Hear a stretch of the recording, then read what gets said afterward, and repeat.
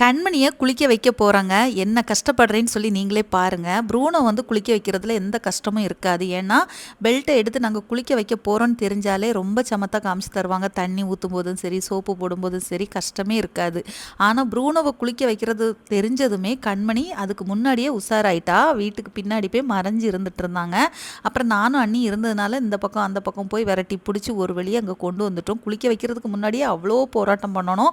அதுக்கப்புறம் குளிக்க வச்சாச்சுன்னா அந்த நேரத்தில் என்ன படுத்துவா பாருங்கங்க. 2 வாரத்துக்கு மேலே ஆயிடுச்சு குளிப்பாட்டி. ஏன்னா டாக்டர் 15 நாளுக்கு ஒருக்கா கண்டிப்பாக குளிப்பாட்டணும்னு சொல்லியிருந்தாங்க. முன்னாடியெல்லாம் அடிக்கடி குளிப்பாட்டுவேன். டாக்டர் இப்படி சொன்னதுக்கு அப்புறம் தான் கொஞ்சம் 2 வாரத்துக்கு அப்புறம் குளிப்பாட்டிட்டு இருக்கிறேன். ஆனால் என்ன பிரச்சனை அப்படின்னு பார்த்தீங்கன்னா, அடிக்கடி ஈர துணி வச்சு முகத்தெல்லாம் நல்லா தொடச்சி விடுவேன்.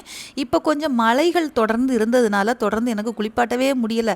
இன்னைக்கு நல்ல வேலை, நல்ல வெயில் அடிக்குதுன்னு சொல்லிட்டு நல்லா குளிப்பாட்டி விட்டுட்டேன் பார்த்துக்கோங்க. எந்த வெயிலில் நம்ம அவளை குளிப்பாட்டினாலும் அப்படி நடுன்னு அப்படி நடுங்குவோம் பார்த்துக்கோங்க. ஒரு பக்கம் பயம், ஒரு பக்கம் எப்படா விட்டுருவாங்க அம்மா, நம்ம ஓடி போயிடலாம் அப்படின்னு சொல்லிட்டு எஸ்கேப் ஆக பார்ப்பாங்க.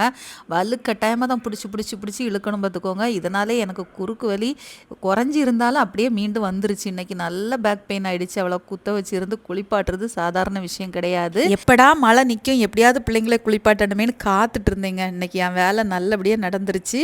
நல்லபடியாக சோப் போட்டு சூப்பராக மணக்க பிள்ளைய, சோப்பு இல்லை சாரி ஷாம்பு, ஓகேவா, டாக்டர் கொடுத்தது தான்.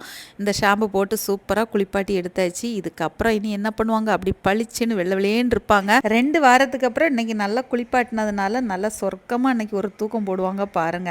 இன்னைக்கு நல்லா குளிப்பாட்டி விட்டுட்டு சூப்பராக அவங்களுக்கு நெத்திலி மீன் சாப்பாடு தான் இன்னைக்கு மத்தியானம் ரெடி பண்ணி வச்சிருக்கேன். சாப்பாடும் கொடுத்துட்டு அப்படியே தூங்க வச்சிட வேண்டியதான். அப்படியே கழுத்தில் இருக்க பெல்ட்டையும் கழட்டி வாஷ் பண்ணி போட்டுட்டேன்னா சூப்பராக காஞ்சி வந்துடும். ஃப்ரீயாக விட்டாச்சு பாருங்க, தப்பிச்சு ஓடியாச்சு. அப்பாடா, ஒரு பெரிய வேலை முடிஞ்சிருச்சுங்க.